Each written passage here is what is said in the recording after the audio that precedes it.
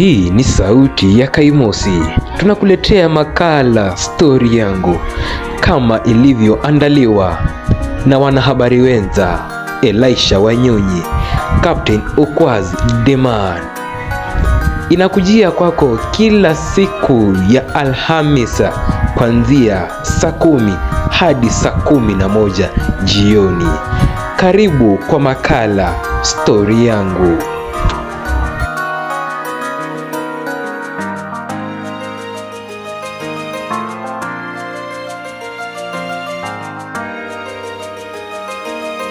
Popote ulipo, hujambo na karibu, ikiwa ni tarehe 9 mwezi huu wa 8 mwezi huu wa 7 mwaka 2026. Mpenzi msikilizaji, tunasema asante sana kwa kuzidi kutegea sauti ya Kaimosi, na kipindi maarufu zaidi mtazamaji, hii leo ni kipindi stori yangu. Unakumbuka kwamba tulikuwa pamoja na wewe siku ile ya Jumaa ngapi? Alhamisi iliyopita.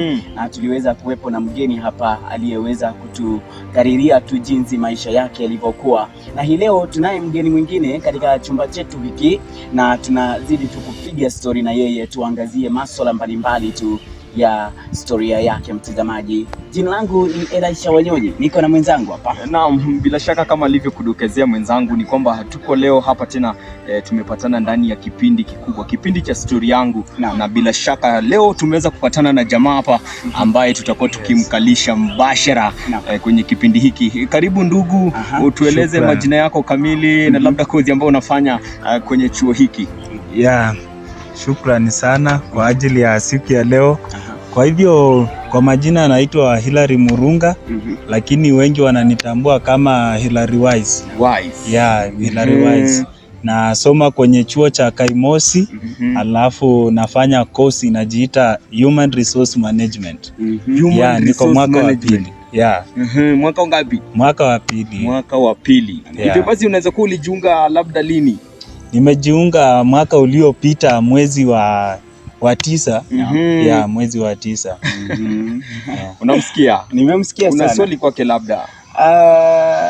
Kwa haraka tu labda tukaweze kukupeleka moja kwa moja katika historia hii. Je, tueleze wewe ni mzaliwa wa wapi na maisha yako yamekuwa vipi kufikia sasa? Mimi ni mzaliwa wa Bungoma. Bungoma. Bungoma County. And maeneo inajiita Mukwa. Maeneo inajiita Mukwa. Kwa Ken Lusaka mwenyewe ndo governor wangu wa nyumbani sasa. Eneo bunge gani labda? Eneo bunge la Bumula. Yes. Kwa Jack Wamboka. Yes. Inapendeza sana. Hivyo basi ukasomea wapi labda? Nataka tujue labda huko ndiko ulisomea ama ulikuwa nje tu au labda? Shule ya msingi nimesomea shule 2. Kuna moja private inajiita Genesis Mwanzo. Then nikaingia kwa shule ingine inajiita Mukwa primary pale Mukwa, nyumbani kabisa. Then shule ya upili nimesomea pia shule 2. So ya kwanza ni boarding school inajiita St. Teresa's Kabula Boys. Then nikasomea St. Monica's Mungeti. Kisha nikajiunga sasa na chuo kikuu cha Kaimosi. Kabisa. Labda maisha ya high school kule yalikwendea vipi labda? Wengine wanasema kwamba ilikuwa ni tough.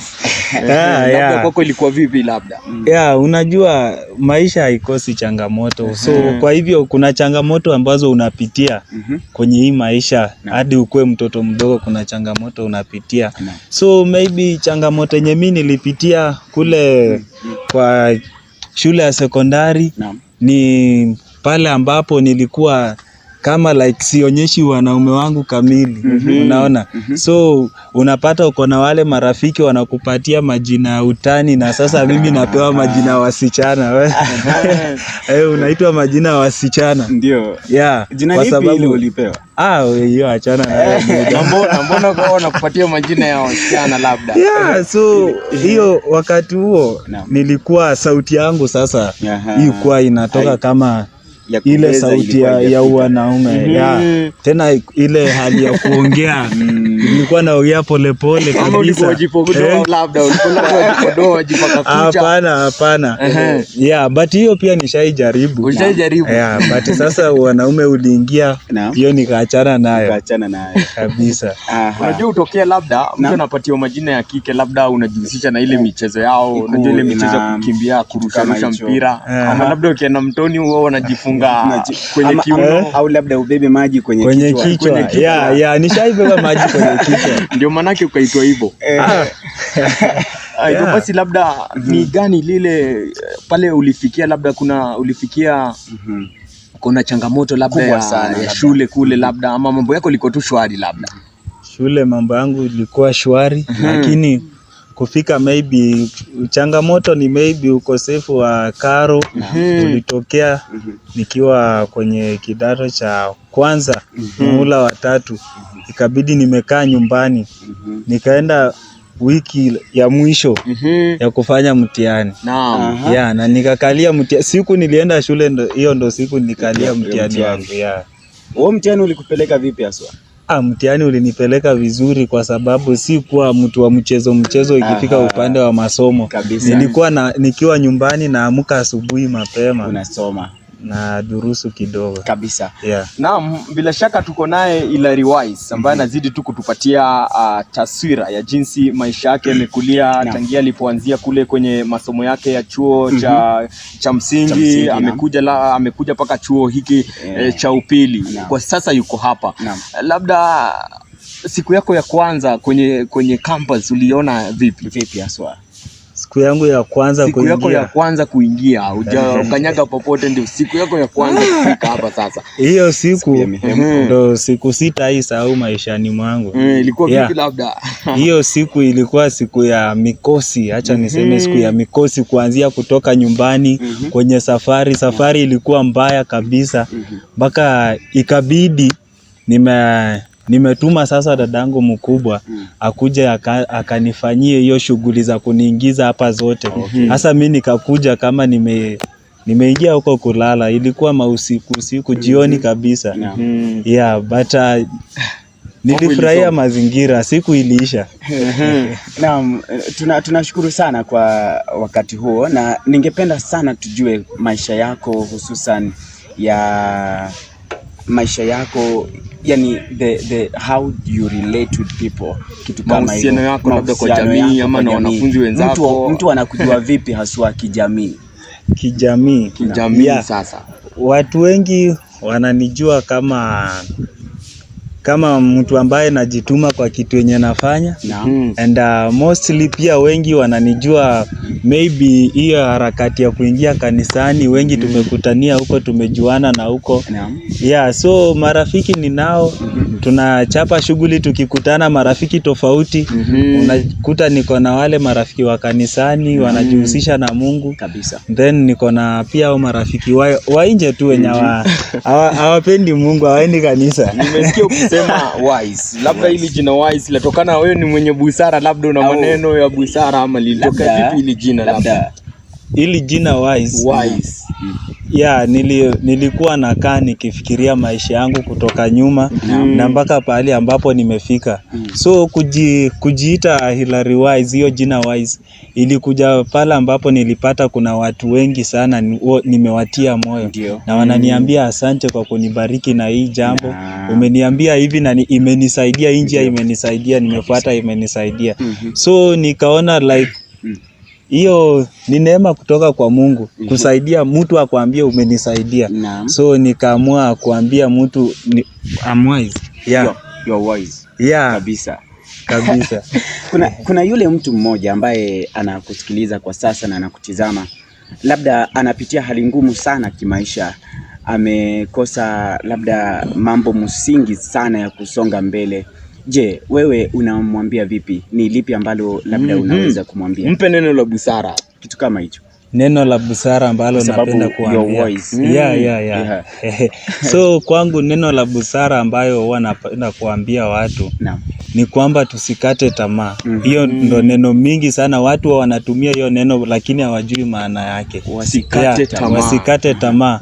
Alafu tena wakitaka kufaulu kwenye hii maisha, kila kitu ambayo wanapanga kwenye hii maisha wasihusishe familia ama marafiki wenye wako karibu sana nao. Kwa sababu utapata ule rafiki mwenye wako karibu sana na wewe ndo atageuka kuwa adui wako. Unasema kikulacho kinguoni mwako kabisa. Kitu kama hicho. Wow. Umesikia vile? Ni mengi tu tunazidi kusikia kutoka kwake na anazidi tu kutuchorea taswira ya maisha yake. Labda tukimalizia ndugu, na neno la mwisho kwake ama swali la mwisho kwake labda. Mimi ningependa tu sana kukupongeza kwa kuweza kutenga muda wako na kuweza kututembelea hapa ili tukaweze kusikia sana kutoka kwako. Najua kwamba kutokana tu na lile ambalo umeweza kulisema, kuna mtu mmoja ambaye atachukua lile ambalo ni jema sana na kulitumia kabisa. Kwa hivyo tunashukuru sana kwa hilo. Labda wewe una swali. Nakupatia sekunde 2. Uzungumze na ule jamaa ako pale, umemwambia sikate tamaa. Anakutizama. Lakini anasema mambo imemshinda. Atafanya vipi? Hebu zungumza na yeye kwa sekunde ngaa 2 hivi. So ule mtu ambayo kama mambo imekushinda kabisa, unashangaa utafanya namna gani? Unaweza kunitafuta pale baada ya hapa, tunaweza kuzungumza zaidi. Naweza kuelekeza vile inafaa. Alafu tutaona ya kwamba maisha inasonga, kwa sababu huwa wanasema kifo si suluhisho kwenye maisha. Uko unapitia shida gani, lazima maisha isonge mbele. Lazima maisha yasonge mbele. Lazima maisha yasonge, hata ikuwe shida gani, ina suluhisho yake. Kabisa. Naam, ndio tamati tu ya kipindi chetu hiki ambacho ni story yangu. Tunatumai kwamba iwapo uko hapo unataka tusikie kutoka kwako, unataka tusikie mengi, tukujue zaidi, unaweza kutembelea kwenye mitandao yetu ya kijamii. Tuko pale Facebook kama Sauti ya Kaimosi. TikTok pia tupatikana pale. Kaimosi pale. Katika YouTube pia tupate moja kwa moja. Tuko mbashara pia. Mbashara zaidi Sauti ya Kaimosi. Naam, asante tena, tukutane tena muda mwingine. Umekuwa nami Captain Ukwazi the man. Jina langu ni Elisha Wanyonyi. Tunashukuru kwa muda wako.